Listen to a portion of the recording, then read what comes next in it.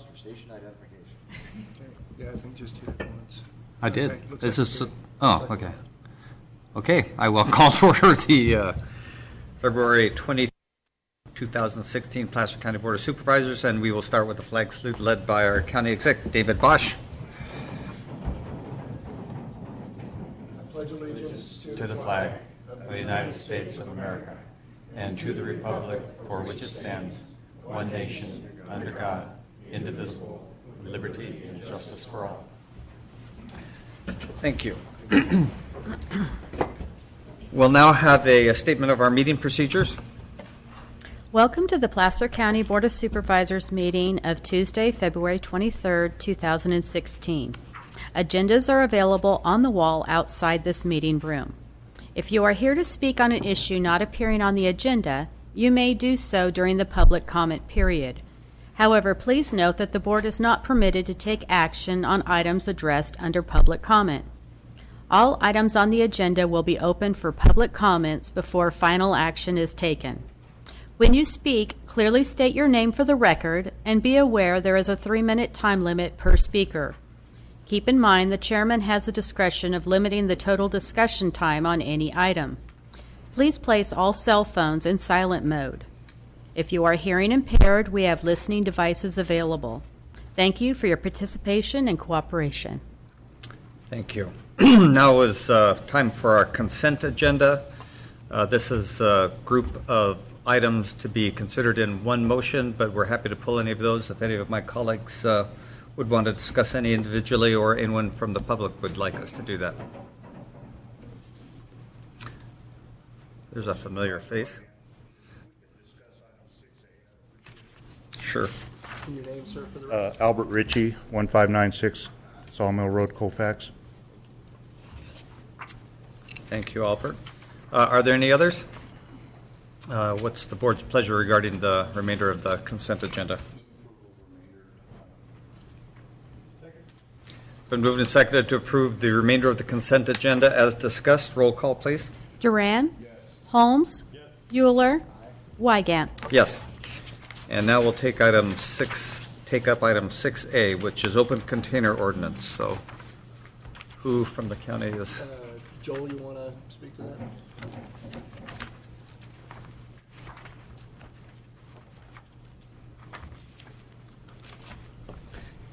Good morning, Joel Joyce, County Executive Office. Good morning, Joel. Yeah. So item 6A before you is what we consider the second reading of the ordinance. The board originally took this item as an introduction. Our last meeting, I believe, January 26th or February 9th. I'm sorry. And this would adopt the ordinance that would create and ban open containers within public spaces, parks, public facilities owned by the county, et cetera. And if you have any other questions, I'd... Any other questions? Seeing none, Albert, would you like to address this item? Well, I, for one, enjoy going to barbecues at county-owned parks and having a glass of wine or a cold beer, and I have had for many, many years now. Being an Auburn native, I've lived in the area for just short of 59 years and been a lifelong resident of this area. And a long career with Placer County, if I might add. Yes.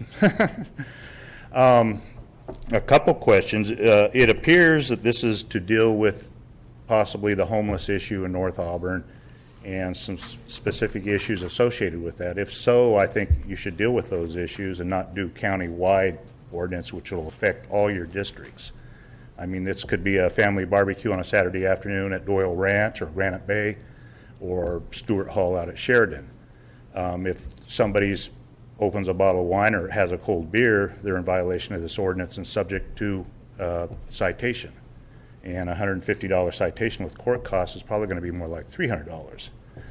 I therefore would urge your board to consider changing the wording and not include all county parks under the ordinance as it's currently worded. Thank you. Thanks, Al. Is there anyone else who'd like to address this item? Any? County Council. I do have a question. If we were to do something like that, Jerry, do we run into due process or equal protection issues? if we have them at one park versus all of them? Yeah, I think a permit program works a lot better for that. Banning alcohol in public parks is relatively common, and if you start to decide which parks are the alcohol-free parks and which parks are the alcohol-allowed parks, you create problems for enforcement at least. So you can still get a permit under this overall ban? Yes. If you want to have a community barbecue or at a specific location? Okay. Jim? So if, many times I have friends from out of the area that come to Placer County, and one of the things that I enjoy doing is taking them out to the Hidden Falls Regional Park. And sometimes we like to have a little picnic and maybe a bottle of wine while we're out there. So does that mean I'm going to have to get a permit to show off Hidden Falls Regional Park and our Placer County wines? Yes, it would mean that. I can't support this ordinance in that case. Any other questions, comments? Jack? How difficult is it to get a permit? Joel? Unfortunately, I'm not part of CEDRA staff, but I can certainly grab someone to get a better answer for you for that. I can't honestly answer that. And I think it's not a CEDRA kind of process. I think it's just a process through Facility Services to make an application, and there's probably going to be an insurance requirement because people are going to be drinking at the park, and we'll want some assurance that the sponsors of the event have insurance for the event.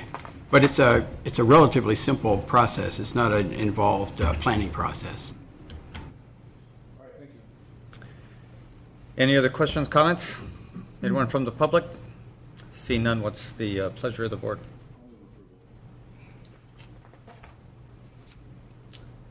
Is there a second? See no second, so the motion dies Sure, I for... move that we table the item, allow staff the opportunity to hear a little bit more from the public, and also, I understand this was one of our quality of life ordinances that we considered. As I was looking at this and first discussed this with our folks in the Deputy Sheriff's Office, my question was, why don't we just enforce the laws that we have against public intoxication? We have plenty of experts. Most of our deputies are experts in identifying drug and alcohol use, and so this was one of those that I kind of thought was a bit of a bridge too far, impinging on the rights of law-abiding citizens in an effort to stop a problem that does clearly exist. The public intoxication is clearly an issue, but why cast such a broad net? So I appreciate it being raised, and I just move that we table it for now. Is there a second? It's moved and seconded to table this motion. All those in favor say aye. Aye. Opposed? Motion carries. Albert, you're still causing trouble even though you're retired. Thank you for coming to our meeting. It's good to see you. Board will, oh, excuse me, we're not there. Next, we have public comment. This is a time when anyone from the public can approach the board on something that is not on the agenda. Please come forward and state your name. Come on, Jack.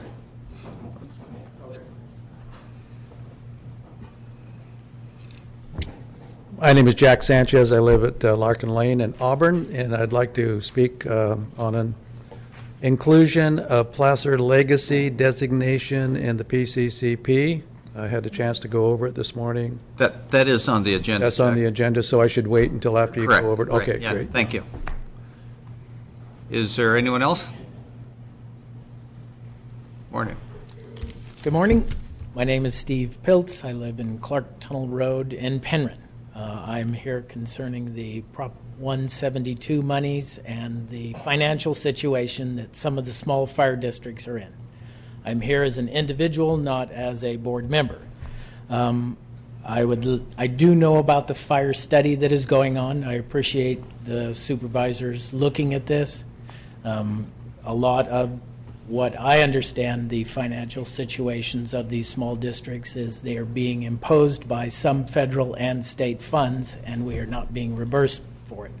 Some of the updated equipment that needs to be replaced, whether it's worn out or not, due to federal requirements. At the conclusion of your fire study, I would hope that the Board of Supervisors would consider sharing some of those Prop 172 monies with the small districts in order to help with their financial situations. I would also like to thank Supervisor Holmes for coming to the Penryn meetings, both the MAC meetings and the fire district, and the board and public discussion meetings, to at least explain some of what the Prop 72 monies are and at least listen to our complaints, suggestions. Your concerns. Concerns. Thank you. That's all I have. Thank you very much for listening. Thanks, Steve. Anyone else from the public like to address the board on something not on the agenda? Seeing none, we'll move on to board member reports. And Kirk? Oh, I'm sorry, that's on from the previous. Jim? Yeah, I have a couple reports regarding the Capital Corridor Joint Powers Authority, which I sit on. At our February 17th meeting, we approved security camera implementation at the Rockland, Roseville, Suisun, and Fremont Centerville stations. These are security cameras for passengers in the evenings that have problems with transients that might try to bother them. And then, more importantly for us, is the Auburn station is going to be getting security cameras, and they will also be receiving layover box that will allow the trains to shut down. The train that stays, the Capital Corridor stays here now, it runs all night. So now they'll be able to, with the implementation of this layover box, they'll be able to shut the engines off and keep the engines warm, and so they can fire them up the next morning. That's about a $2 million project between the securities cameras and the layover box that will be installed over the next year. So anyhow, it's good news for the city of Auburn and for Placer County. We don't want any of that pollution coming over in this. We get enough of it. So, and then I wanted to report a little bit on our community center project. We're looking like we're getting closer to an agreement with the Parkside Church. There's a couple issues that we need to resolve. One is the tax status, the property tax status of the church if we do a joint use with the church, and it looks like there's a method to do that. We've been in discussions with the assessor's office about a process that they can have a permit that allows them to sublease the property without losing their religious exemption. It's actually a welfare exemption that they can apply for. And in conjunction with that, county staff, our facility staff, Paul Breckenridge, I, and JK Architecture will be having a joint discussion with the City of Auburn, Bernie Schroeder, and Reg Murray, their planning director, with David Melko and Celia McAdam at the Placer County Transportation Planning Agency, which serves as a land use authority, or the Airport Land Use Authority. So we're going to be a collaborative effort to make sure that any issues with the overflight zone are addressed so we can move forward with this project. And that concludes my report. Thank you, Mr. Chair. Thank you, Jim. Seeing no other supervisor reports, we are going to adjourn into closed session. The board will now adjourn into closed session to discuss the two items of litigation or anticipated litigation with counsel.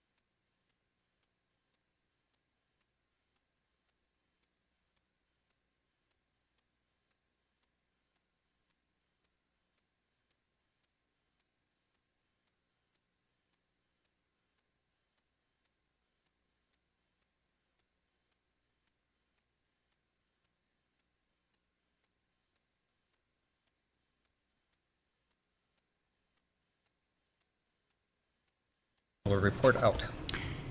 The board heard a report on a matter of anticipated litigation for the initiation of litigation, and they gave direction to council. And the second item, the board heard a report on an item where there's significant exposure to litigation. No action was taken. Okay, now we'll take up our department item because it will be very quick because there's a request by staff to table it, but North Lake Tahoe Resort Association contract amendment. Jennifer. Yes, thank you very much. Jennifer Merchant with the County Executive Office. Happy Tuesday. Thank you. So the purpose, I've got had two items that I'm asking be pulled, and I just want to give a little context for that. The purpose of item A was a contract amendment to allocate fund balance from both Placer County, which is TOT collected in excess of that amount that was budgeted for the contract year, as well as fund balance from the North Lake Tahoe Resort Association that were funds that went unspent in the previous fiscal year. So the amendment was taking fund balances from both entities and putting them into the contract. Despite the fiscal year having ended many months ago, we do not have a final fund balance figure from the Resort Association.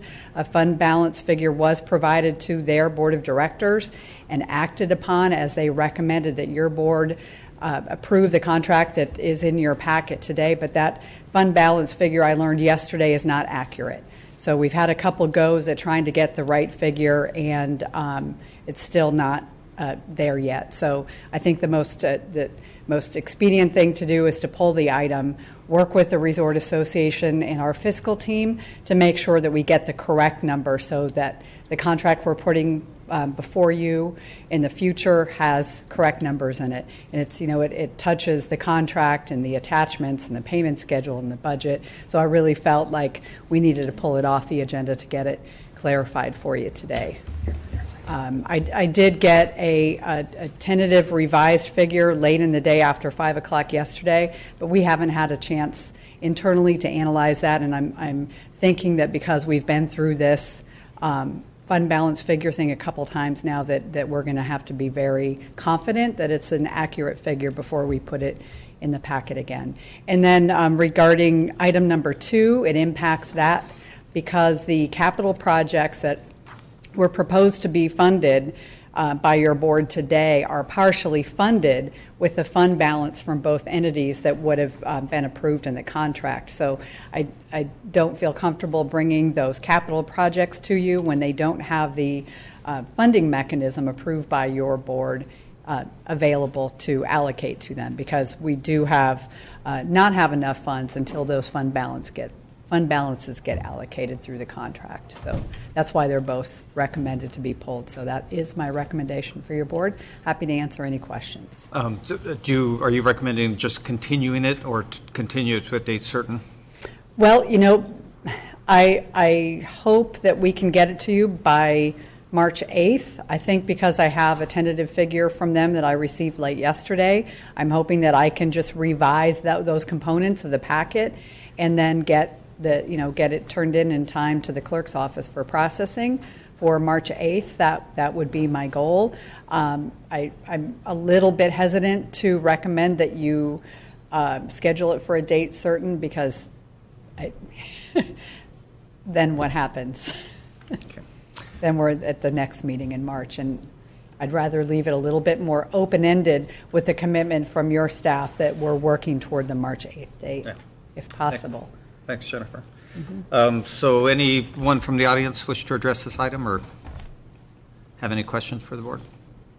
Seeing none, I'll bring it back to my colleagues for their preference. Been moved and seconded to continue the item. All those in favor say aye. Aye. Opposed? Motion carries. Thank you very much.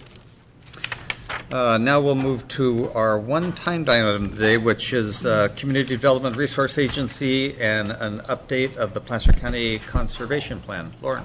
Morning, Chairman Wygant, members of the board, Supervisor Euler, and purple shirt today. I appreciate that. Always.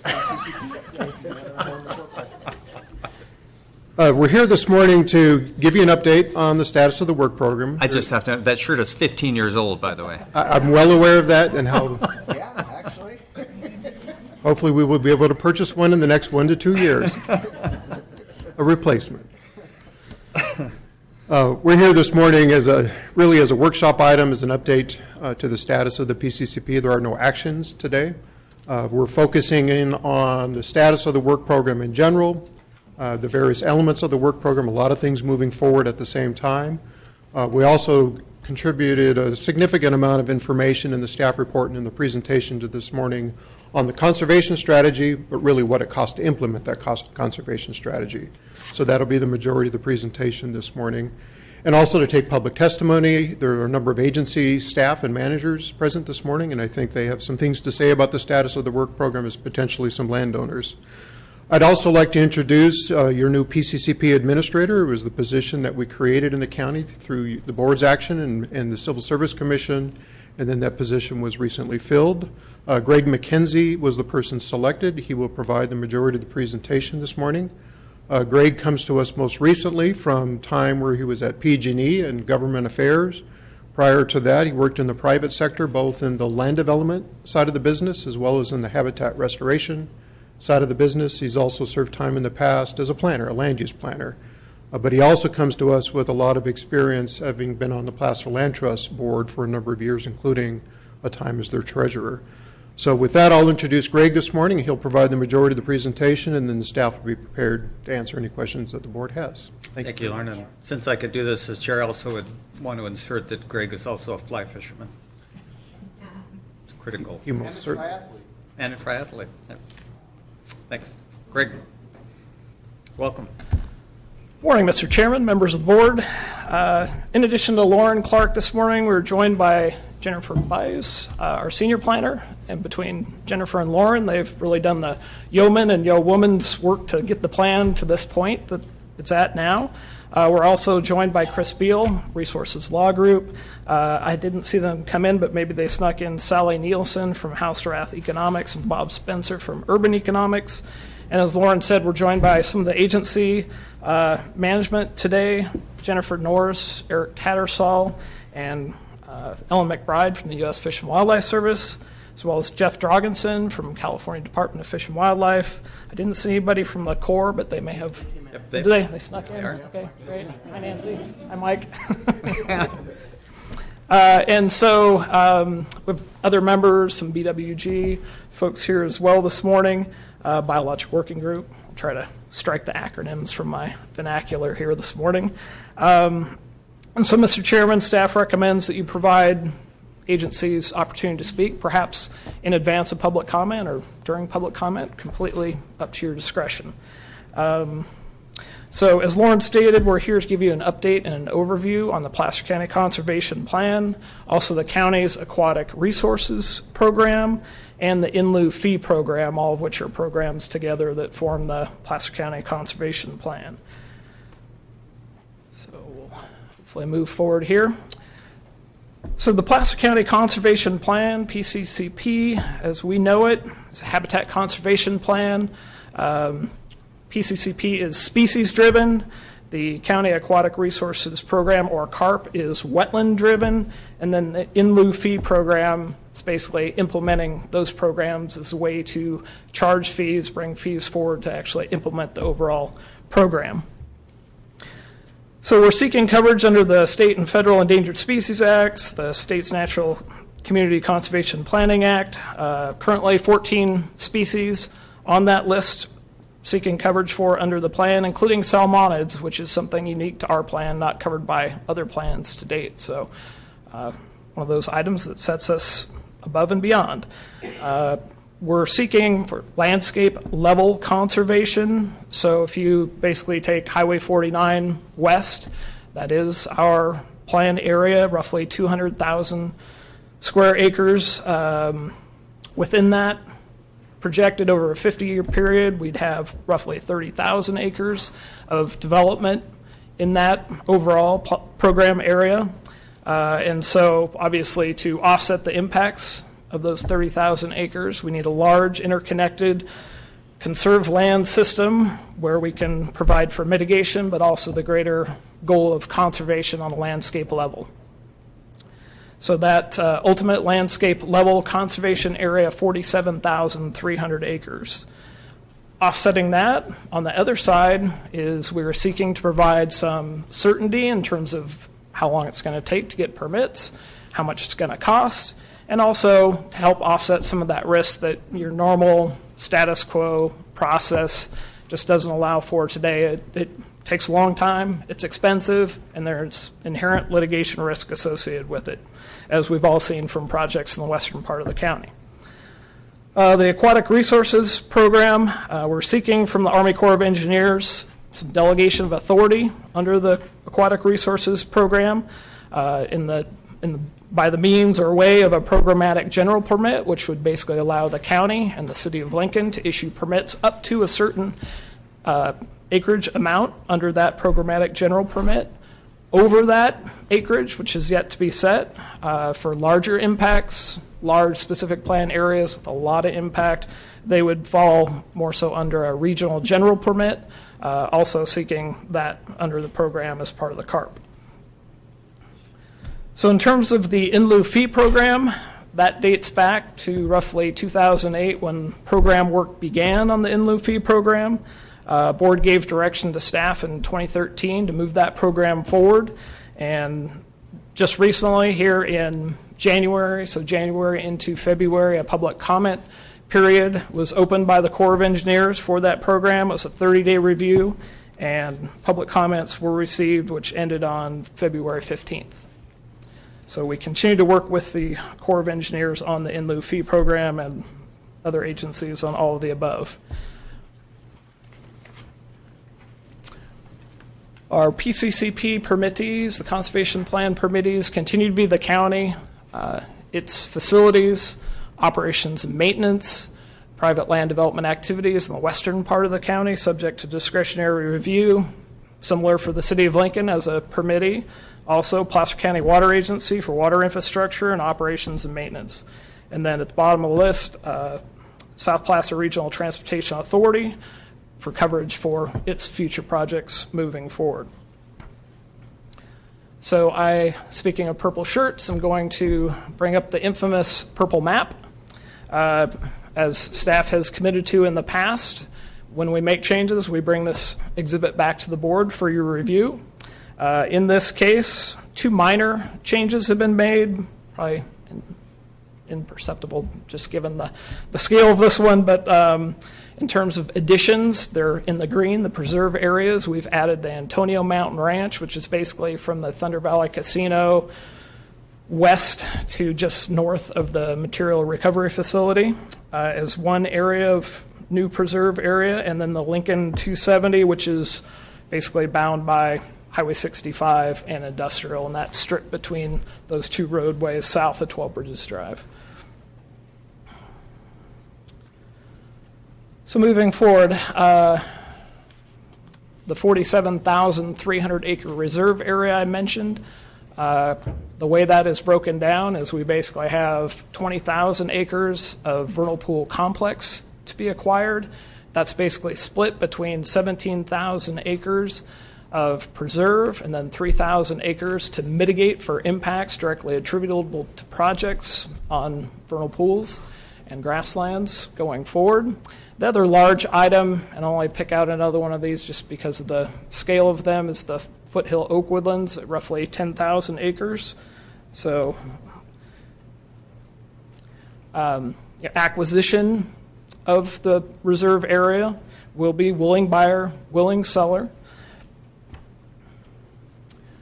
So what do these community types cost? Basically, wetland community, Bender Rosenthal prepared a real estate comparables and market trends analysis, which basically gave us the upper limit of what we might expect over this period of time for costs of these reserve areas on a per acre basis. The largest cost of the PCCP is this reserve acquisition area, the 47,300 acres, as you might imagine is costly at the end of the day to pull that together, but it is spread out over a 50-year period. So this gives you a look in terms of the projected total planned costs over the course of time. So the cost, as I said before, to assemble the reserve system is roughly 50%, almost 50% of the overall cost. Next under that, at about half of that assembly reserve system cost, is the cost to provide for mitigation of impacts associated with development in our future development growth areas. Some of the other line items that always are topics of interest, plan administration at roughly 7% as well. It's a long list for the ultimate Placer County Conservation Authority to maintain, monitor, and check the boxes on all the items that need to be checked to make this a successful implementation. So, show it to you another way. Basically 65 or 66% of the total cost as a percentage between land acquisition and restoration mitigation represents a very large chunk of the overall, but this is just another look at those same numbers as a percentage basis. So funding sources. The main funding source, conservation development fees, which are representative as a land conservation fee. This would apply to projects that convert natural and semi-natural landscapes and is evenly distributed throughout the planned area. Local funding sources, non-fee funding. You will note in this local funding portion is also lands acquired already under Placer Legacy. I think that totals right now about 7,000 acres attributable to the plan, about $20 million that are already set aside that we can take advantage of as we move forward. State and federal grant funding, obviously we want to do our best to attract as much of those grant funds as possible. I think in the program currently, Lauren can help me out if I'm off, but I think it's somewhere in the 14 to 20% range. This is a range, I think it's probably closer to the 20%, but somewhere in that range of costs. And then habitat mitigation funding, costs to mitigate for direct impacts associated with conversion of natural resources and impacts to those natural resources as part of the plan area. Wetland impacts represents another large funding source in terms of costs and fee revenue to offset those. Other potential sources, philanthropic sources in the forms of grants, such as Packard, Bechtel, other grants that are philanthropically based to attract funds to an open space program and large conservation area. We're hoping that will be an attraction to those efforts. They've been out there, they've funded other plans, we've seen those employed, so hopefully we can attract some of those into the county as we move forward. So what we wanted to do is show you a couple of fee scenarios. So the first one, and this is for projects which are approved subsequent to the adoption of the PCCP, they're seeking coverage under all of the programs, or any of the programs really. So if we take a valley residential subdivision, 200 acres, that 200 acres is going to pay a land conversion fee at roughly $23,000, $24,000 per acre, which represents the $4.7 million cost you see associated with it. And then on top of that, we put in there, because most projects, I've yet to find one that doesn't have vernal pool impacts in the western part of the county or other wetlands. We stuck 2 vernal pool acre impact as well as a 1 acre of other wetland impact into that scenario to show that overall you're looking at about $5 million worth of cost under the program as currently projected to offset the cost of reserve assembly, mitigation monitoring, development, cost to mitigate for those wetlands. And so moving down, we decided, hey, let's take another look at something in the valley. City of Lincoln, one of our permittees under the program. So if we had an existing urban land cover graded lot in the city of Lincoln, it would have no cost. It's already previously been converted, hopefully previously entitled for those conversions over the course of history. But if it's in the city, urban land cover type, no cost there.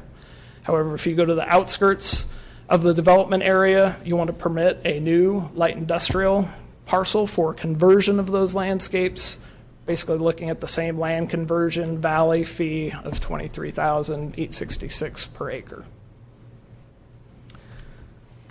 So item C is a public utility pipeline project. We chose one, for assumption purposes, 20 feet wide, a mile long, basically encapsulates 2.4 acres, impacting a little bit of riverine or riparian wetland. That total, by the time you pay if this is a permanent impact to that area, it would cost you roughly the land conversion fee times 2.4 acres plus the cost to mitigate for the riverine riparian wetland of 0.2 acre, and gets us to a cost of $74,000 under that scenario. So moving into the foothills, one single-family residential dwelling on existing 2.5 acre parcel, this being the Oak Woodlands, that cost $7,380 in that Oak Woodland area. And then the final one, for assumption purposes, say there's a development parcel, light industrial, going out Highway 49, perhaps to the north, 3 acres of development, basically $8,000 per acre, gets you up to $24,000 for that conversion of a site that has existing natural land cover on it.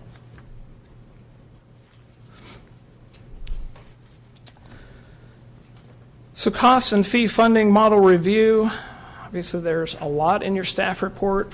This overall cost and funding program, where has that program been in terms of its review?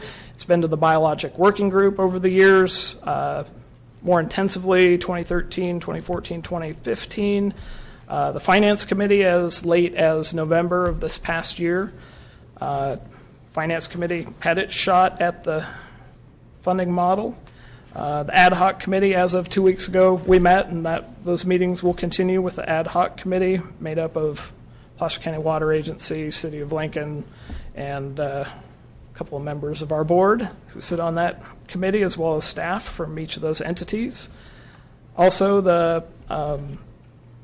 West Placer Landowners Group, last year, June of 2015, commissioned Economic and Planning Systems to do a peer review of the model. That peer review came back in June, and it basically said funding models consistent with other HCP cost and funding fee models used throughout the state. So there's more to that letter, but that's the high level look at it. And then Chapter 9 has been to the wildlife agencies here as of late for their review, and they will continue that review when they see a full version of the document here in the near future. So where are we in terms of the schedule? Basically, we anticipate within the next couple of weeks to be able to release for agency review the 2016 admin draft of the PCCP. That would be the entire document at one time, to get it out for a 60-day review to the agencies and the stakeholders, biologic working group, and others. We are currently in the midst, basically ongoing, with preparation of the administrative draft of the EIR and the EIS to move this program forward. Those documents, as you know, take time, they're costly, and so we will be basically working on that well into the summer of this year. Hopefully, when we do release the admin draft of the overall PCCP, here within the next couple of weeks, 60-day review will likely, hopefully, put us on schedule to get moving on a public review draft to take in all those comments that we receive from stakeholders and the agencies and make changes, and then get a public review draft ready over the course of the summer and moving into the fall. And so currently anticipated, our next appearance before you is most likely in the fall of this year, to look at governing alternatives for the PCCP as we work with the City of Lincoln and Placer County Water Agency and our stakeholders to figure out how best to move this program forward. So with that, you may have questions. I'm available. Staff is available. consultants are available, agencies are available, and then public comment is also there for you to utilize to hear from the public on our overall program presentation. So with that, Thanks, Greg. thank you, Mr. Chairman. You're off to a good start. I think what I'll do is open it up to my colleagues for any questions and/or comments for all of our team, including council, and then I'll specifically ask the agency representatives if they have any questions or comments. And before I do that, on behalf of the board, I want to thank you all for being here, taking time from your busy schedule while Kirk and I over the last several months have been pounding away asking you to hurry up and comply with our schedule requests. So double-edged sword there. But and then open it up to comments from the public, which we're welcome to hear, of course. So any questions or comments at this point by my colleagues? No, see none. So great. So any of our friends from the regulatory agencies wish to make any comments or bring anything forward at this time? Jennifer. Good morning. I'm Jennifer Norris with the Sacramento Fish and Wildlife Office. Thanks for letting me come up here. I don't have a lot to say, other than I haven't met all of you in person yet. I have had a few purple shirt meetings myself. I got to get one of those.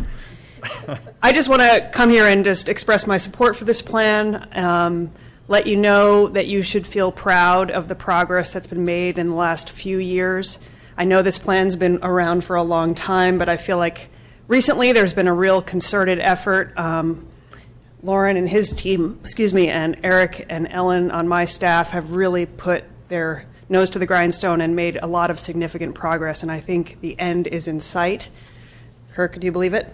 I do. I'm a believer. I do. I know. Good. A year ago this time I didn't. See? Things can change.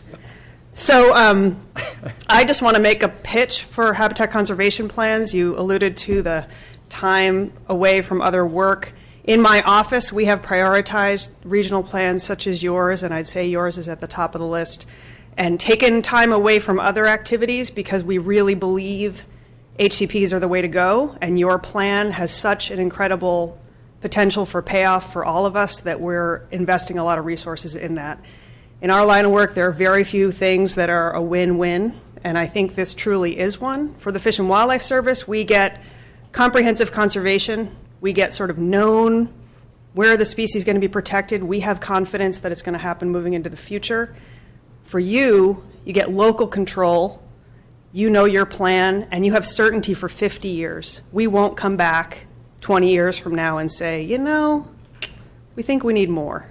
This plan is a deal between us and you, and so yes, it costs a lot to get there, but when you get there, you get to run your county for a very long time, and I think that's a really big benefit for both of us. We're there to help you, but we're not there to stand in your way, and I think there's value in that. Plus, it lets us go back to the other work that we've been putting off. So that's all I want to say. I just want to say this is a great plan. You guys have done a lot of good work, and I really hope we can continue to work together to get this over the finish line. And if you have questions, I'm here to answer those. Thank you. I see no questions. Thank you, Jennifer. Okay, great. Thank you.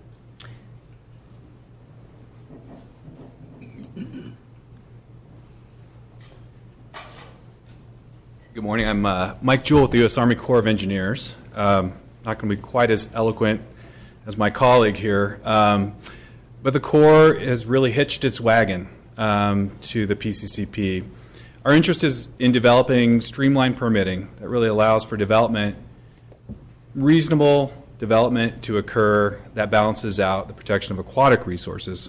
Most of the species that are protected or could be protected under the PCCP are found in aquatic areas, and that's where we see the nexus for the Corps to really come up with some creative solutions that help to get permitting done quicker. We're going to be able to use the environmental documents, other analyses that come out of the EIS in particular, a lot of the good work already developed by the county to come up with what we call our permitting strategy, which will be very quick approvals for small impact stuff, and even for the development that involves a little bit more impact to wetlands and other aquatic resources, a clear pathway to getting a permit in a much quicker fashion than normally occurs. So again, I do want to applaud the efforts of the county and county staff in bringing this thing forward. We're excited. This is not our first rodeo. We've done this before, but this one is big and it's important, and it really has the potential to set precedent in our region and do some really good things. So thank you for allowing us to actually be part of the PCCP, and we're looking forward to bringing this one across the finish line. Thanks, Mike. Thanks. Any other, I see no other questions or comments. Thank you. Thanks.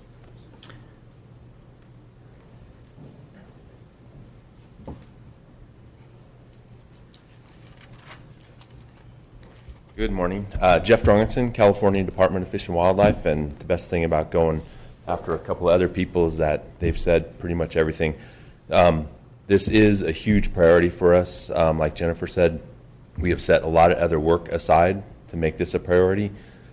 Getting it to the end is tough, but you guys have a very good plan in place in order to do that. So, and the right people, the right agencies, the right commitment from everybody. So, congratulations to this point, and I think we're getting very close. Questions? Thank you. I see no questions. I think that's it from the regulatory agencies, unless Eric wants to come up and insult Lauren and I one last time, or that was a joke. That was just a joke. Now I'm going to open it up to anyone in the public who'd like to step forward and address the board or ask questions. Jack. Is this the proper time now? This is the proper. Okay, thank you. Yes, it is. My name is Jack Sanchez. I live in Auburn on Larkin Lane. And I just want to compliment this board. Every time I stand before you, I say we have the best board of supervisors in the state, and I'm probably lying, but I really believe that. And I've worked very closely with Placer Legacy over the years, and I think Placer Legacy is the strongest voice for environmental matters in the community for Placer County.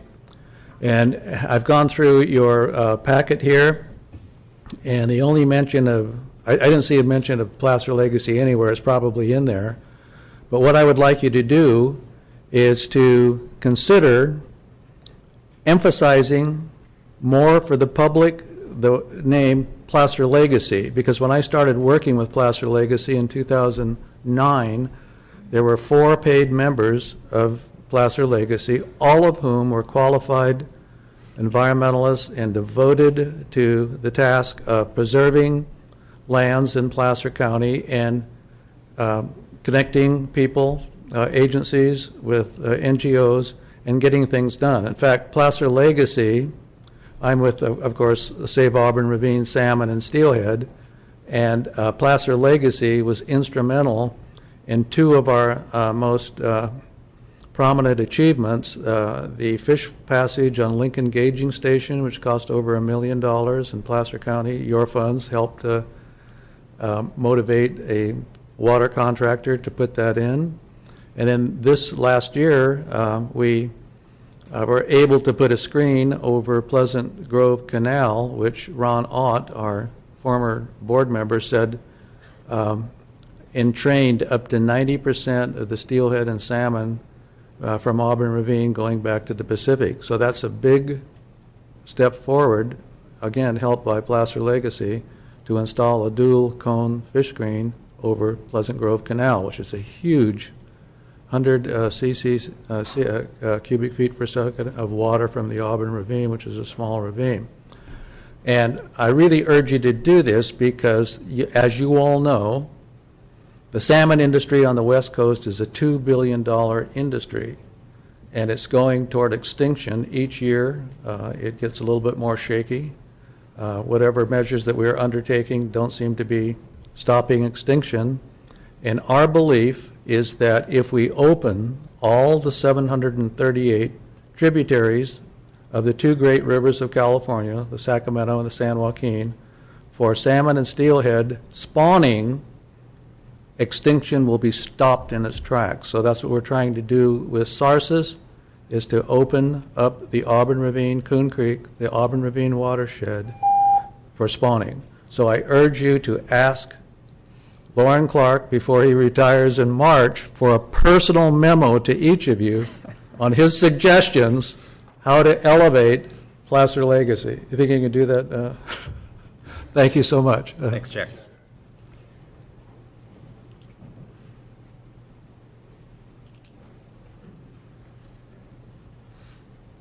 Chairman Wygant, members of the board, Clifton Taylor with Richland Communities.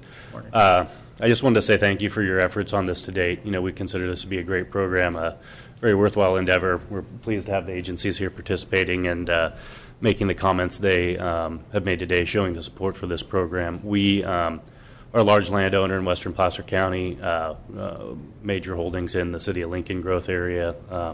We've been very supportive of this program since day one. I've served in various committee capacities and other ways that we hope have facilitated getting to this point we're at here today. And I just wanted to let you know that from a business perspective, we do business up and down the state. We do business in areas, counties that have habitat conservation plans. We do business in areas that do not, and we find them to be tremendously valuable. And while sometimes a little bit more expensive than doing it on your own, the certainty and other attributes, greatly outweigh the costs and any cons that might exist within the program. So we just encourage you to keep this on the schedule that you've outlined here today, and encourage the continued collaboration that exists between the county and the agencies, the development community, and other stakeholders in the area, and rely upon us in any manner that you need to facilitate the outcome that we all want, which is a positive approval of the Habitat Conservation Plan for Placer County. Thanks. Thank you.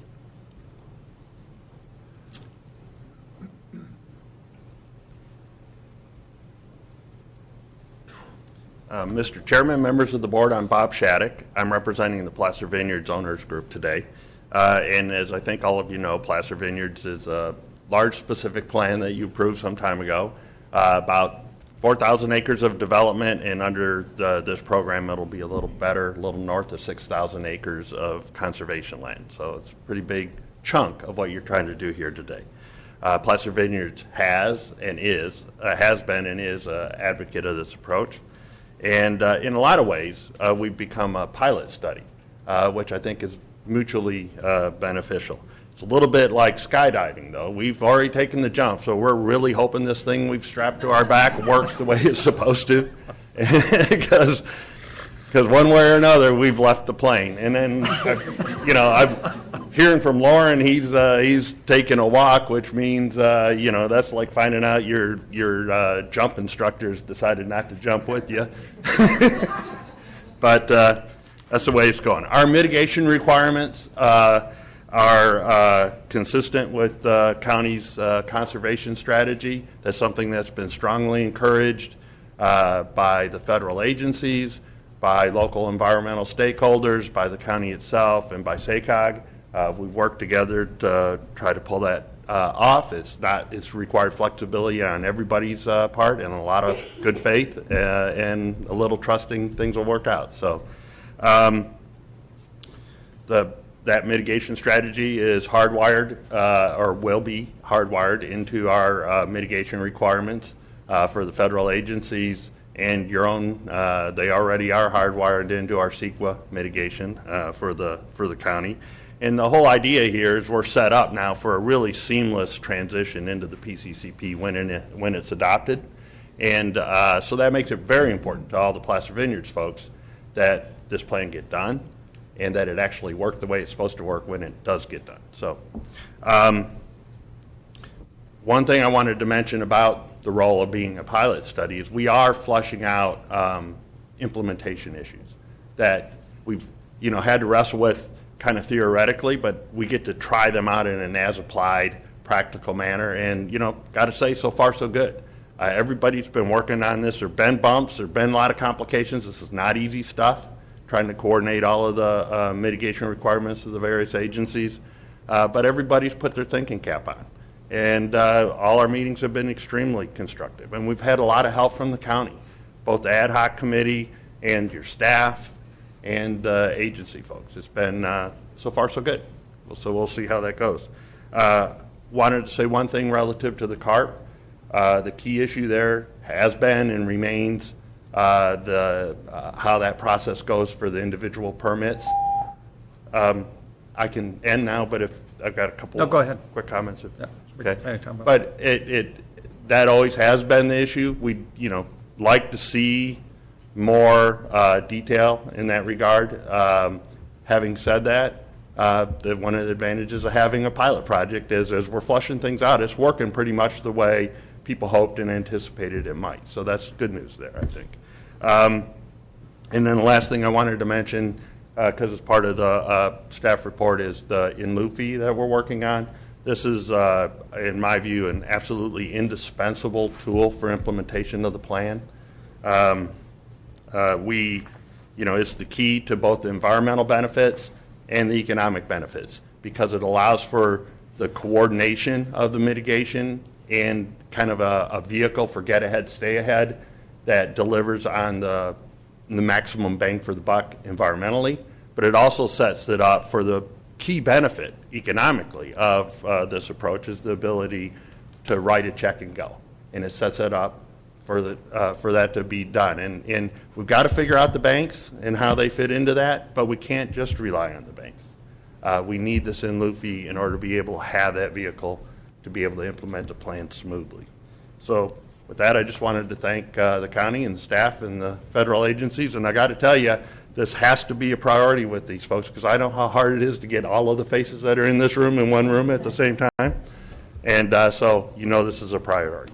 Thank you very much. Thanks, Bob. Is there anyone else from the public who'd like to address this item? So we have no action that is required today. It's just an update for the board and the public. So, Jim. I just want to thank you, Mr. Chair. Thank you for your ad hoc committee and staff for moving this forward. To be honest with you, I was beginning to have my doubts about this whole process because it started before I was even elected. But what I've heard from the agencies and the development community is very refreshing, and it looks like we are headed towards the goal line, and so I just appreciate all the hard work that everybody's done, and let's get this thing finished. Thank you. Kirk. So I joked that a year ago I wouldn't have believed it, but the truth is a year ago I didn't believe it. We had a meeting in December of 14 that left me very frustrated, and we got back together. The folks that are in this room got back together in March of last year, and I really, Jennifer, I want to call you out and thank you because your leadership in helping to change hearts and minds assembled around the table and shifting this from a bureaucratic enterprise to an entrepreneurial endeavor really has kicked this thing into full gear this last year. And it has been refreshing to see agencies that historically have developed a reputation of intransigence really look at things with fresh eyes and view this as an opportunity for all of us to try something new.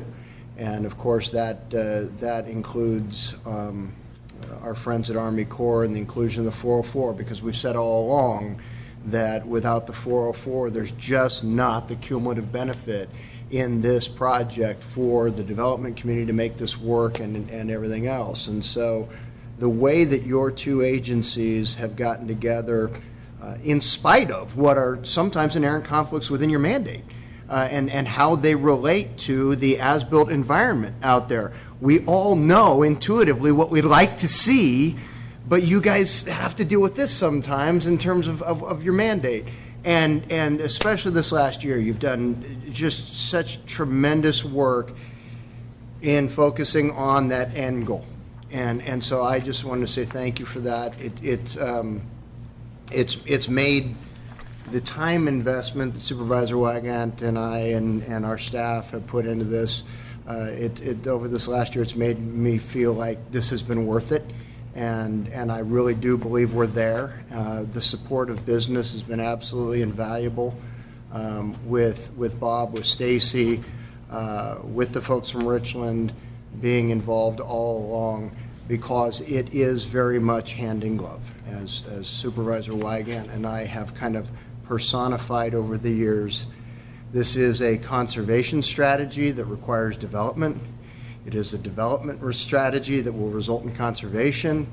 It takes both in order for this to work, and I really feel like we're getting there. I'm greatly encouraged, and thank you all to the agencies for the work that you have done in kind of changing hearts and minds internally, which has resulted, I think, in externally the changing of some minds as well. Thanks, Greg. So without trying to be redundant, but without passing up the opportunity to add my 2 cents. One, Bob, Lauren has promised that he's available anytime, night or day, 24 hours a day for the next 15 years, which leaves then only 35 years remaining on the 50-year permit, so we're in good shape. But he's staying in the plane, I just want to... Yeah. And obviously, I think Greg showed today that he's off and ready for a good start. I want to actually take the opportunity to thank Jack for being here, but make a comment about Placer Legacy, because this actually all did start under the umbrella, as I like to say, of Placer Legacy. It's a component of our commitment to basically implementing the open space elements that are contained within the 1994 General Plan of Placer County. But for me, the strategic opportunities and the ability to implement those elements are dramatically reduced without the Habitat Conservation Plan. So it's a huge part of the glue that will actually realize all of its success. So your points are well taken, and I think Lauren and I have worked hard in that vein, and that's something we're going to want to continue in terms of strategy and thought. Recently, we've all gotten a couple of letters with regards to the in lieu fee. So for what it's worth, a couple of thoughts, Bob, also from me personally as a Supervisor 105, is that it also is a critical component, Clifton, of the overall strategy. Without it, the overall strategy is diminished. I think, though, the key is, and Kirk and I, as members of the ad hoc committees, have had these conversations, is that we're not insensitive to the concerns that have been expressed in the letters, but in fact in conflict with, I think, the conclusions that might be in those letters. As long as the government, in its regulatory framework here, where we're basically trying to find a better model for delivering the existing regulation with regards to Clean Water, Clean Air Act, even certainly the Endangered Species Act, all of us want better conservation and a higher level of land use planning that will result from it, which will maximize the value in every way for Placer County as it goes forward. And as long as the government stays out of elements that are being taken care of in the market, but help actually those market mechanisms work better, which is exactly what this will do, I think it'll be a dramatically improved method for government to ensure more efficient market mechanisms to function. The concerns in the in lieu fee, in my view, are not founded. We just need to be in communication and open to hearing their concerns, particularly as we start the initial stages of implementation. So I'm available to hear those concerns and have those conversations. And with that, I'm just going to finish by thanking everyone who's here today and some who are not. We've seen several retirements over the years, including one that's pending. I would completely be remiss if I didn't personally thank Lauren as often as I can, but for all of his work and commitment. He was a fairly young staffer at the time that the then planning director appointed him to head up the legacy effort, and here we are really on the cusp of, we're not there yet, but I think everybody has articulated we're close to finishing something that is really big, really grand, has huge opportunity. We don't want to let that fall by the way. And over the years, there has been a lot of time and energy and money spent on the bet that we would fail, frankly. So for all the folks in the regulatory agencies, the business community, particularly those in the development community that have been helpful and constructive and have been mentioned here today, our partnership with the City of Lincoln is critical to this. I think we're right there starting to finish something that will open up a huge amount of opportunity for all of us. So with that, thank you. And Jim, do you have? Well, I just have a final comment. I don't think Supervisor Euler ever thanked me for making sure that he was appointed to the ad hoc. That's a good point. He's made a few comments to me over the years. That always, believe it or not, they weren't always positive. After all this time, Supervisor, it may not be a thank you. Mr. Chairman? Yes. If I might, this may be my last opportunity as a public employee to sit on this side of the microphone. And I do want to thank the board for their support over the years on this effort. Obviously, this has been a long time in getting to the point where we hope to be this fall. All of the agency staff who are in this room and agency staff who have retired and moved on, in their retirement careers, but also county staff. And in particular, I need to point out Chris Brown, who you hardly ever see in these chambers, our GIS staff person. This plan would not exist without the support of Chris. Jennifer Bias, who sits behind me, who again isn't as present in all of these discussions, but certainly this plan would not be where it is today. Michael, for giving me the flexibility to manage this work program. We needed a lot of room and a lot of trust to be able to do that. And just a whole army of consultants, some of which are here today, and again, some of which are no longer on the plan because they've moved on. But nevertheless, there's just a lot of people that it takes to get this thing done. And most of all, I just really want to appreciate and support what's come from this board and from the staff over the years. Thank you very much. Excellent. With that, that concludes this item, and we are actually adjourned for the day. Thank you.